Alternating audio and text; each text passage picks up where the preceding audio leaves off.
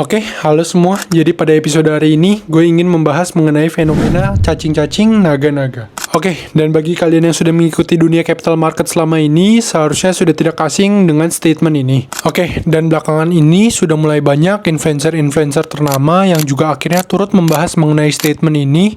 Dan pada episode kali ini, gue juga ingin membagikan sedikit pandangan pribadi gue mengenai statement ini juga. 2.200 dan juga kan sebenarnya kau juga jelasin beberapa kali bukan cuma Arto dan BBHI, kau ada beberapa banyak, tapi betul. 100%, 400%, 200% segala macam itu ya. Tapi masuk uangnya kecil-kecil. Ya. Jadi naiknya nggak signifikan. Orang kalau ngeliat muka Andre Hakim tuh ingetnya gini, cacing-cacing naga-naga. Iya. Sampai gua kalau pesawat ya di toilet orang, ini koko yang cacing-cacing naga-naga kan.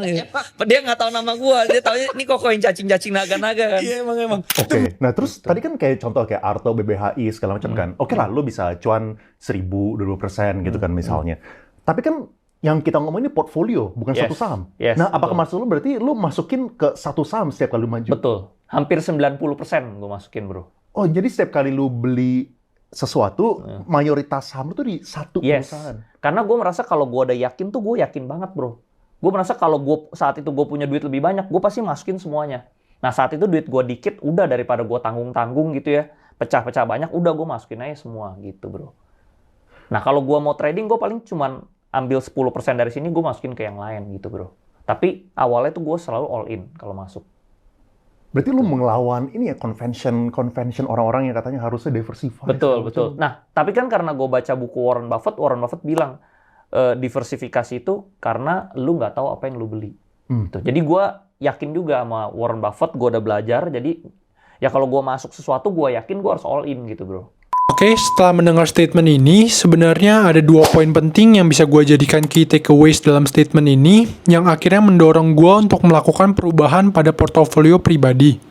Untuk poin yang pertama, gue menyadari bahwa cara gue menyusun portofolio gue yang dulu itu terlalu diverse dan risk-averse, di mana dulu gue memiliki pemikiran bahwa tidak terlalu berani mengambil resiko yang terlalu tinggi dan memiliki tendensi untuk menginvestasikan uang di tempat yang lebih aman. Oke, dan seiring berjalannya waktu, gue juga akhirnya mencoba mengubah alokasi portofolio sedikit demi sedikit dan mencoba menjadi lebih agresif di pilihan instrumen investasi dengan conviction yang tinggi. Oke, selain itu, mungkin beberapa dari kalian yang ketika mendengar statement cacing-cacing atau naga-naga, itu akan langsung terpikir untuk all in dan agresif di salah satu instrumen investasi.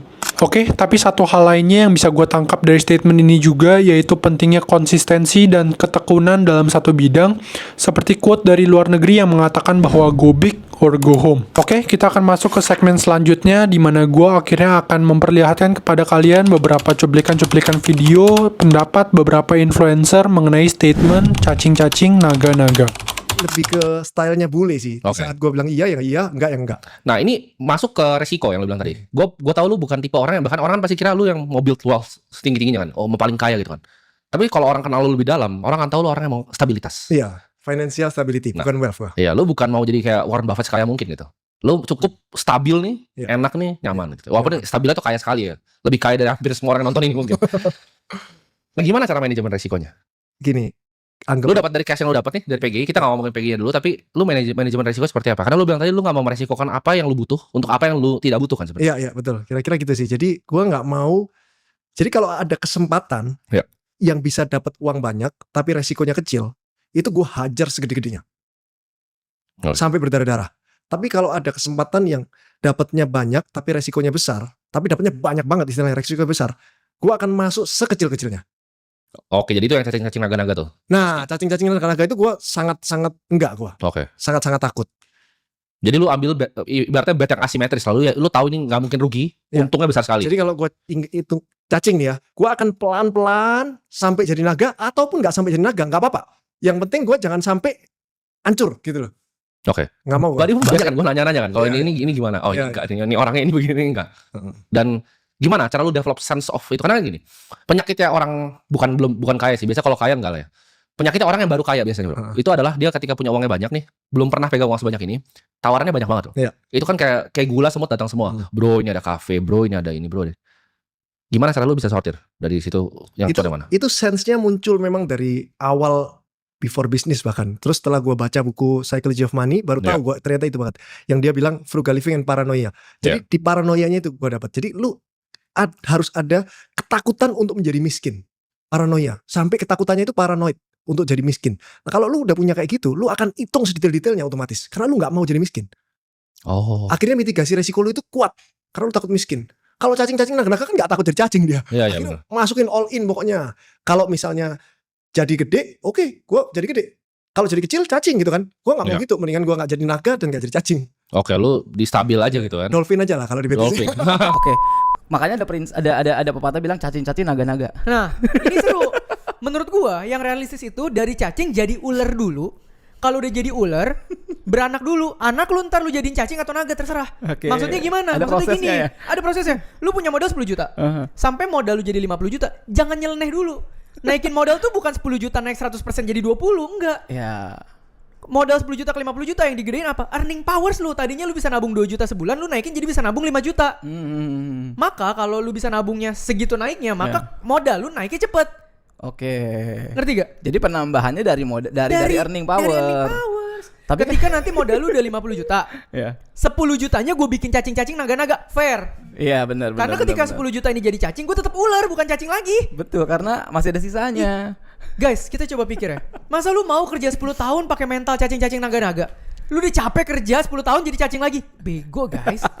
Serius, gue bukan mau bego-begoin orang. Itu yang sering kebalik. Iya, Justru iya. kita dari yang modalnya kecil kumpulin dulu. Dari 10 juta, 50 juta, 50 juta, 100 juta nih. Maka gue bisa potong 30 juta jadi cacing naga-naga. Gue masih ada 70. Iya. Cacing naganya ada alokasinya. Cacing naganya budgetin. Jangan hidup lu jadiin cacing naga. Budgetnya jadi cacing naga. Emang gue gak ada budget kayak gitu? Ada. Ada. Sekarang gue pisahinnya 300-400 juta cacing-cacing naga gue gak pusing. Emang 400 juta kalau kali 10 gak gede-gede juga. Betul. Tapi kalau hilang gue gak miskin. bener karena ada sisanya. Ada sisanya. Justru kalau mau main cacing-cacing naga-naga kita tambahin dikit. Jadi ular dulu baru main cacing-cacing naga-naga. Jangan jadi cacing udah main cacing naga. Susah. Tapi kan sekarang yang populer modal 10 juta jadi 1 triliun, Pak. Sekarang gue tanya balik logika kita berpikir ya. 10 juta lu main cacing-cacing naga-naga. Gambling pertama lu berhasil.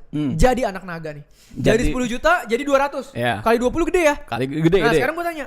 Ketika lu mainnya kayak gitu, lu punya kemampuan ngembangin duit dari 10 ke 200 gak? Enggak. Yang lu punya apa? Cacing-cacing naga-naga. Habit, nyulap 10 jadi 200. Begitu udah 200 otak lu mikir apa? Gimana nih 200 gue sulap lagi jadi naga lagi jadi 2M, 3M. Iya. Guys, lu bisa lewat sekali, lewat 2 kali, lewat 3 kali. Gak mungkin lu bisa konsisten begitu terus. Ujung-ujungnya lu cuma perlu jatuh sekali, lu miskin lagi. Itulah true definisi dari cacing-cacing naga-naga. Keren, kelihatannya keren. Kalau dijalanin lu gila. Kecuali bapak malu kaya. Ngapain? Oke. Ngapain? Berarti gue bisa bilang orang-orang kayak gini tuh kalahnya di nggak mau tahu tentang proses dong, Teh. Habit mental. Habit mental. Habit sama mental. Oke. Habit sama mental. Udah 2 itu aja. Oke, jadi pada awal mulanya gue bisa terbilang cukup beruntung karena bisa berkenalan dengan beliau dan bisa bertemu dengan beliau secara daily karena pekerjaan. Oke, beliau sendiri itu merupakan salah satu pengusaha sukses yang bergerak di bidang manufaktur dan seiring berjalannya waktu, gue juga bisa dibilang cukup beruntung karena beliau juga menyempatkan waktu untuk ngobrol dan tukar pikiran mengenai investasi, bisnis, mindset, dan lain-lain di luar pekerjaan. Oke, setelah mendengar statement dari Ko Andrew dan Ko Theo seperti video di atas, secara kebetulannya saat gue tukar pikiran dan ngobrol dengan beliau juga mengatakan konsep yang sama dengan bahasa yang berbeda. Dimana pada akhirnya beliau juga akhirnya memberikan gue beberapa advice mengenai bisnis, investasi, dan lain-lain. Dan seringkali mengingatkan bahwa faktor terpenting dalam investasi itu adalah manajemen resiko. Dan pentingnya mengaku salah ketika hasil investasi yang kita harapkan itu tidak berjalan sesuai dengan apa yang kita mau. Selain itu, beliau juga mengajarkan pentingnya menghargai sebuah proses dan selalu bersyukur dengan kondisi apapun yang kita hadapi, kita lalui sekarang. Oke, itu aja. Sekian untuk video hari ini. Sebagai closing dari video ini, gue ingin sekali lagi berterima kasih kepada Pak R atas kesempatan tukar pikiran dan advice yang sudah diberikan beliau, baik di dunia investasi maupun bisnis. Oke, selain itu, gue juga ingin sekali lagi menegaskan bahwa tujuan dari video ini tuh bukanlah financial advice dan hanya ingin sharing ke kalian mengenai insight-insight baru yang saja gue dapatkan. Oke, dan seperti biasa, terima kasih bagi kalian yang sudah meluangkan waktu untuk nonton video ini dari awal sampai akhir. And I will see you guys in the next videos. Bye bye.